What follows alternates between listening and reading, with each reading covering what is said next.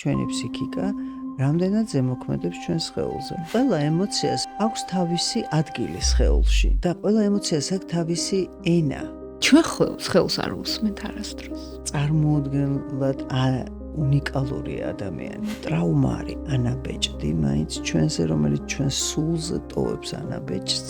როდის უნდა მივხვდე, რომ ჩემი რაღაც პრობლემა ფსიქოლოგიურია თუ გამომდინარეობს ორგანოს რაღაც დისფუნქციიდან. ამისთვის არის საჭირო შინაარს თვალი გაუსწორო. ეს თავის ტკივილი შეიძლება რომელიმე შეკავებული ბრაზია, შეიძლება რომელიმე სხვა ემოცია.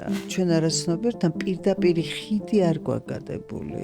სხეული არის მოკლედ ხიდი. ხელის ტკივილი ნიშნავს რაღაც ისეთის კეთებას, რომელიც არ მინდა რომ ვაკეთო. ფეხების ტკივილი რომ იქ დავდივარ, სადაც არ მინდა მივიდე. ადამიანი თვითონ იქმნის სატანჯველს. ადამიანი არის მიდრეკილი საერთოდ მიჯაჭვულობისაგან და ადამიანს არ შეუძლია მაგის გარეშე. თუ სუსურობა რომელიც ადამიანს აქვს, მთელი ცხოვრება მის გადაფარვას ცდილობს. არაცნობიერს კიდევ ერთვისება აქვს დაუმთავრებელ ისტორიას გამეორებინებს და ამ გამეორებაში რომ იქნება ახლა გამომივიდეს, ამას აღარ აქვს ბოლო. და ყველაზე მეტად ბედნიერებას უკავშირდება მადლიერება. ტანჯვის გარეშე ადამიანი ვერ იზრდება, ტანჯვის გარეშე ადამიანი ვერ ადამიანდება. არავინ არ უნდა განიკითხო, იმიტომ რომ ხვალ შენ წაიქცევი ეგრე, ან უარესად წაიქცევი.